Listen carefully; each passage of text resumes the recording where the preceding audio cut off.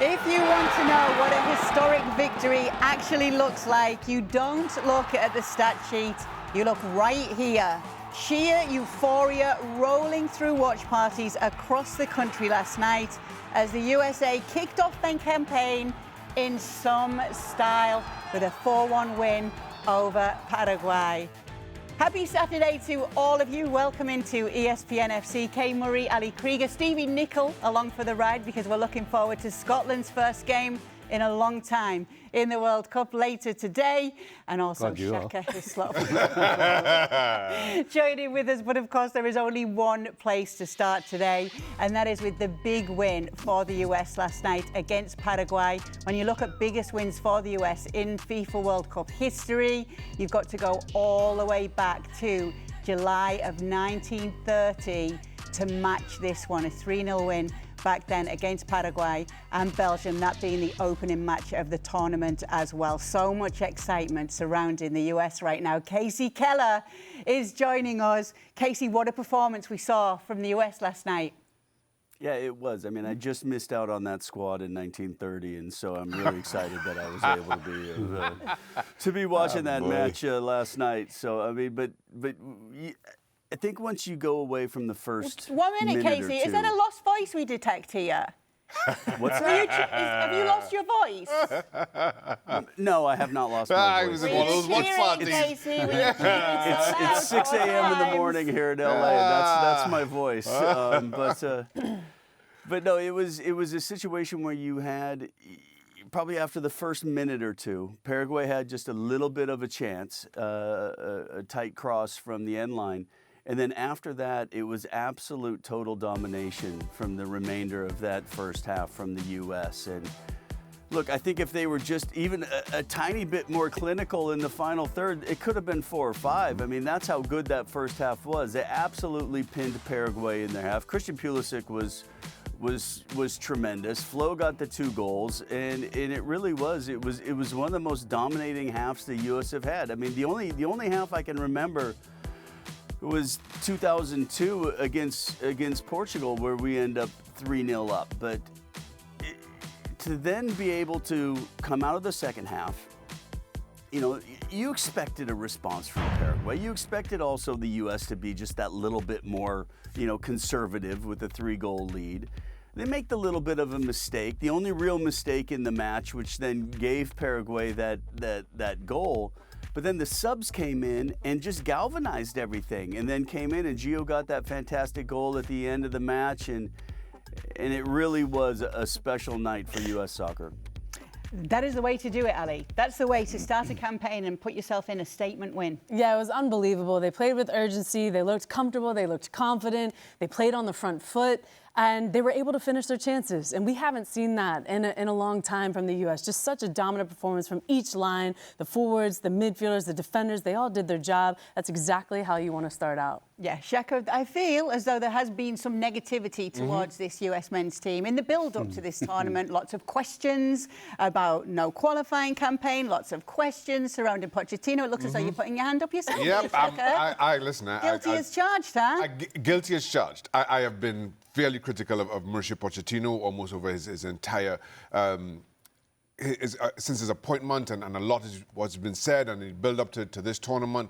But I have eaten all my words, or Mauricio Pochettino and this team have made me eat those words, because this, and I take Casey's point, but I have seen this US team over many a year. I have played against many a US team. You could make the argument that we're better than this team, have better individuals. I do not think I had seen this good a performance from the US men's national team at any level of the game. That was how dominating a performance this was. Casey's right. It could have been so much more. You take it for what it is, an incredible start to the tournament that surely the US can only build on. That was his best 11, Pochettino put out 100%, there today. 100%, yeah. I'm in Shaka's club as well. I've been giving them pelters, but they were just fantastic. And I think the catalyst for it was the front four. The way they closed down, squeezed the opposition. Paraguay they couldn't breathe. They completely swarmed all over them, couldn't get out. And then, of course, when you take your chances, and as the boys have said, they should have had more. Yeah, I mean, I actually had to check that this was a US team I was watching because, let's be honest, all the way up, leading up to this World Cup, we've been questioning what is this team? Well, now we know. Yeah, let's take a look at the players. When you say what is this team, you actually take a look at where some of the players are playing their trades on the domestic scene, especially the players that we were seeing combine last night for the opening goal. Of course, you saw the likes of Pulisic and McKennie, and we talk about where they playing their football in Europe, same with Balogun. We take a look at the 11 and you see where everybody's playing. Obviously, Tim Ream back over on these shores now, but has all those years in the Premier League. Matt Freese doing a great job, as we saw. But everybody playing their football in Europe, is this something that's showing on the international stage here, Kasey? Yeah, I think so. But I think that the American players aren't surprises anymore. And I don't think you have to talk sport directors and talk owners into purchasing an American player. I mean, back in the day, it was like, what?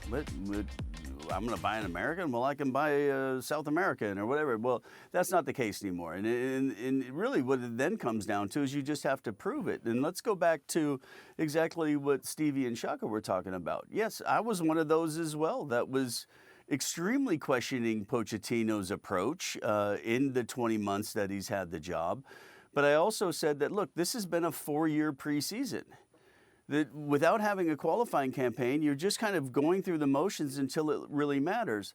Look, we've all played on teams that have had great preseasons and terrible starts to a season. We've had terrible preseasons and great starts to a season. And it was just really nice to see that it was the latter. It wasn't a great preseason. It wasn't a great run for the U.S. in their buildup. Yes, they had moments, and yes, they gave us hope at different times that I wouldn't even say this performance was in the bag, that just a result was in the bag. Well, we got more than just a result. We got a tremendous performance as well. Now there's a little bit different pressure. Now going into the Australia game, it's like, can you replicate what we saw in this opening match? Because we all know that Turkey is going to be the real big test. And so get the job done in Seattle and then go into that Turkey game knowing that you're already through in at least second place. Let's talk about the turning point in the game. Obviously, if you were watching last night's ESPN FC, you'll see that this was discussed with the panel, whether it was the first goal and then the feeling on the panel was that it was actually the second goal and Balogun put that ball away. Let's talk about the performance that he had last night, Ali. Yeah, it was amazing to have a brace in the opening game of the World Cup and to also choose the United States out of, having the option of playing for England or Nigeria. That just shows the pride and the mentality that he wants to play with and what he wants to prove himself, that he is the number 9 for the United States. And he did that last night. I mean, he had the confidence, he looked comfortable, he wanted the ball in big moments. He also was available consistently in and around the box to be able to be a threat. And Paraguay just didn't have an answer for his threat. To your question, Kia, I thought the turning point was the opening goal, the own goal. And granted, it was 8 minutes in or whatever it was, and up to that point, I thought it was a fairly even game, which kind of surprised me, given that Paraguay, as you expect, would be more defensive. But up until that point, I thought it was fairly even. And then the opening goal comes, and I thought that just threw fuel on the US's fire. And why I disagree with the discussion as to whether it was the second goal was the turning point. Remember, Balogun had a goal disallowed before that, rightly, for offside. But I thought from the time that goal went in, there was a sense of freedom about the US's play. And this was not about Paraguay going into a shell. This was about the US being at their absolute best. That just came with once that goal went in, you just saw this team kind of settling to who they were.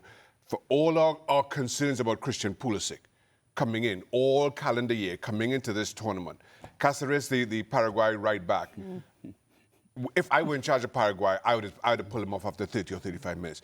Christian Pulisic was having his way with Cáceres down that the US left, and Flo Balogun, I cannot begin to sing his praises highly enough for his performance from back to front today. Stevie, we wanted to show you how he's relaxing after that performance. He was asked what he would be doing.